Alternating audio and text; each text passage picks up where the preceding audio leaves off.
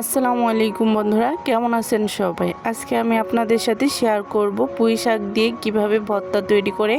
আর এই ভর্তাটা খেলে এক প্লেট ভাত নিমিষে খাওয়া হয়ে যাবে। আর একবার যে খাবে বারবার খেতে চাইবে, আপনার কাছে বারবার এই আবদারটুক চলে আসবে। আর আপনার ফ্যামিলির সবাই বারবার খেতে চাইবে আপনার কাছে। তো প্রথমে আমি পুঁই শাকের পাতা নিয়েছি আর বেছে নিয়েছি।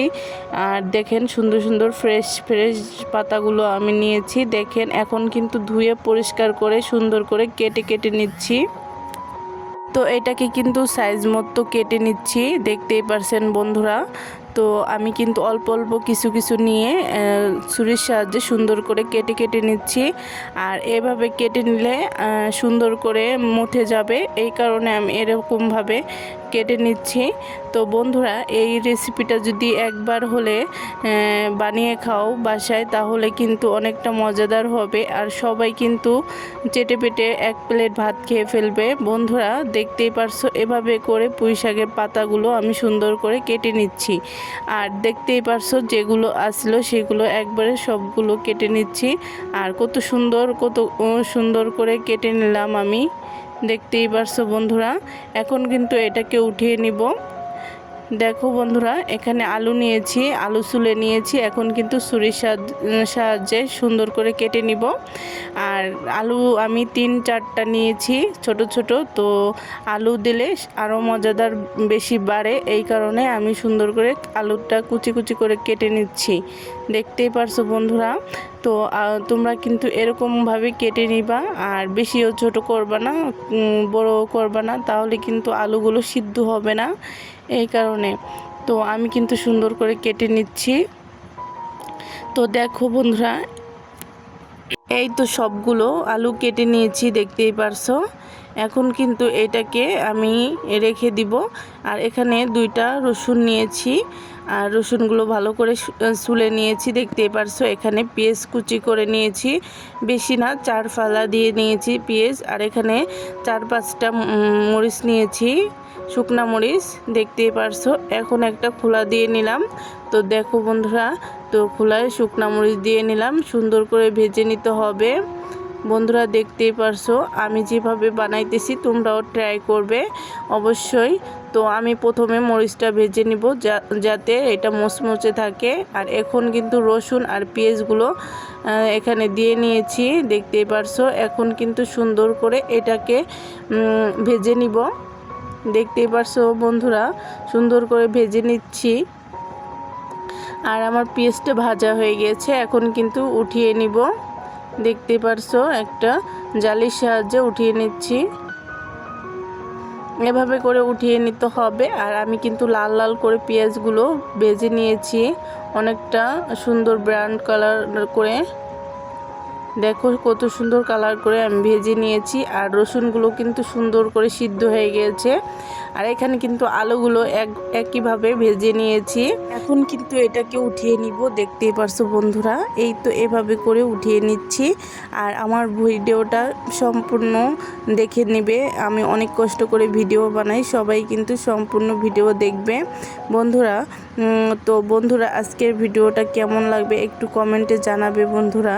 তো আমি সবগুলো কিন্তু উঠিয়ে নিচ্ছি, এখন কিন্তু প্লেটে রেখে দিব। তো এই পর্যায়ে কিন্তু আমি পুঁই শাকের পাতাগুলো দিয়ে দিব কড়াইতে। দেখো এই তো এভাবে করে কড়াইতে দিয়ে সুন্দর করে আমি এটাকে জাল করে নিব। তো এই তো আমি জাল করে নিচ্ছি। আর পুঁই শাকের পাতাটা কিন্তু কিছুক্ষণের ভিতর মথে যায়। আর এখানে কিন্তু আমি সামান্য পরিমাণ একটু তেল দিয়ে নিয়েছি বন্ধুরা, দেখতে পারছো সুন্দর করে হয়ে গিয়েছে। আমি কিন্তু একটু সবুজ কালার করেই রাখছি, কারণ এটা ভর্তা হবে, বেশিও লাল লাল করে ভাজিনি। তো বন্ধুরা দেখতেই পারছেন, এভাবে করে ভেজে নিতে হবে। তো এই পর্যায়ে আমি কিন্তু এই যে উঠিয়ে নিলাম, উঠিয়ে এখন রেখে দিয়েছি। তো এখন কিন্তু ভর্তা করার পালা, আমি কিন্তু নিয়ে নিয়েছি। আর গরম গরম মাখালে কিন্তু ভর্তাটা খেতে অনেক মজা হবে, এই কারণে আমি গরম থাকতেই ভর্তা করে নেব। এখানে দেখো আমি লবণ নিয়েছি, লবণ দিয়ে মরিচগুলো মথে নিচ্ছি। তো আমি কিন্তু মরিচ মথে নিচ্ছি। আর এইগুলো কিন্তু বাটাবাটির কোনো ঝামেলা থাকবে না, এটা কিন্তু হাতের সাহায্যে আমি ভর্তাটা তৈরি করে নিব। তো আমি কিন্তু সুন্দর করে এই ভর্তাটা বানিয়েছিলাম আর অনেক মজা করে আমার ফ্যামিলির সবাই খেয়েছে আর অনেক মজা হয়েছিল। তো এখন কিন্তু পেঁয়াজগুলো দিয়ে একটু একটু করে মাখিয়ে নিচ্ছি, দেখতেই পারছো। আর এটা আস্তে আস্তে একটু একটু আদা ভাঙ্গা আস্তে আস্তে থাকবে, তো এইগুলো থাকলে অনেক মজা হয়।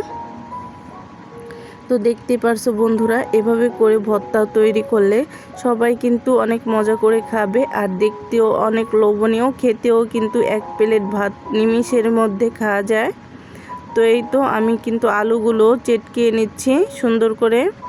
আর আপনাদের যদি কোনো বাটাবাটির মানে বাটা দরকার থাকে তাহলে বেটে নেবেন, কিন্তু এই ভর্তাটা হাতে মাখাইলেই বেশি মজা হয়। তো আমি এই কারণে হাতে মাখিয়ে আমি আজকের রেসিপিটা তৈরি করব। আর এই পর্যায়ে কিন্তু পুঁই শাকের পাতা দিয়ে সুন্দর করে ভর্তাটা তৈরি করে নিচ্ছি। আর কতটা মজাদার হয়েছিল বলে বোঝানো যাবে না, কতটা মজাদার হয়েছিল। তো বন্ধুরা দেখতেই পারছেন কিভাবে আজকে ভর্তাটা তৈরি করলাম। আজকের ভর্তাটা যদি ভালো লাগে থাকে তাহলে লাইক কমেন্ট শেয়ার করবেন, একটু স্কিপ করবেন না, শেষ পর্যন্ত দেখে যাবেন। বন্ধুরা দেখতেই পারছেন আমি কিন্তু অনেকটা সময় নিয়ে কষলিয়ে কষলিয়ে ভর্তাটা তৈরি করে নিচ্ছি। আর এই ভর্তাটা খেতেও কিন্তু দারুণ ছিল, ছোট বড় সবাই অনেক মজা করেই এই ভর্তাটা খেয়েছে, দেখতেই পারছেন বন্ধুরা। তো আর ভর্তাটার কালারও সেই আসছে আর খেতেও কিন্তু অনেকটা মজাদার, বুঝতে পারতেছেনই তো দেখে। তো এই তো আমার ফাইনালি হয়ে গিয়েছে ভর্তাটা। এখন কিন্তু আমি অন্য বাটিতে তুলে নিব। দেখেন বন্ধুরা কতটা সুন্দর হয়েছে, আর এটা দিয়ে ভাত মাখিয়ে খেলে আরও মজাদার হয় আর দেখতেও অনেক লোভনীয় দেখতে। তো বন্ধুরা আজকের রেসিপিটা কেমন হলো সবাই কমেন্টে জানাবেন। আর এরকম ভর্তা কে কে বানিয়েছেন বাড়িতে সবাই কমেন্টে জানাবেন কেমন হইলো। আল্লাহ হাফেজ, সবাই ভালো থাকবেন।